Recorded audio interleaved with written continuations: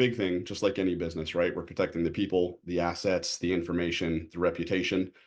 When it comes to a sports franchise like the Cleveland Browns, particularly in the area of protecting their people and their reputation, they're building on top of the security capabilities that they already have in place today and leveraging our expertise from a counterintelligence perspective to really leverage and monitor multiple data sources so that we can look for leading indicators of bad intent and or a sign that something has happened that warrants additional investigation.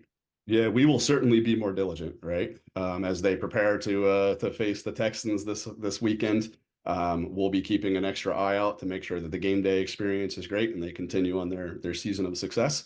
But I don't know that it increases the threat posture so much, but we will certainly be looking out for anything extra and putting an extra set of eyes on it.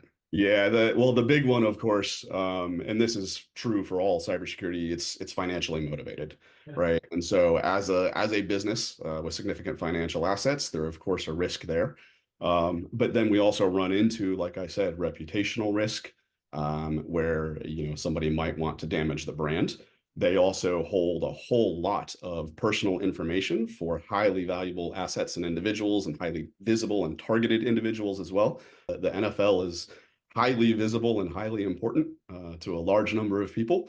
And every Sunday, whether it's millions of people tuning in or thousands of people going to a stadium, they deserve to be able to enjoy their experience as well without worrying about the cybersecurity issues. It's a potential risk, right? Whether it's happened or not is a whole other issue. And frankly, I would put that a little bit lower on the scale compared to something like ransomware, where a criminal organization is trying to hold the Browns accountable and cause impact to their operations, or threatens to expose the information of the inner workings of the team, but it's really hard to go it alone. So most every organization needs to leverage some outside expertise or outside capabilities in this, and we're really proud to do it for the Browns. One of the big pieces, right, is having the kind of the process and procedure and knowing what to do with it. Knowing what is bad, being able to recognize what is a potential indicator of something, and that's where our team's expertise comes into play.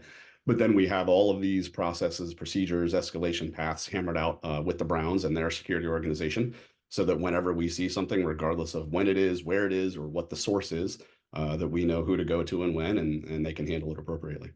Yeah, 100%. The organization was founded by Dave Kennedy, who's a very well-known cybersecurity expert from born and raised in Ohio, has lived there forever, and is really proud of the area and really involved in local activities.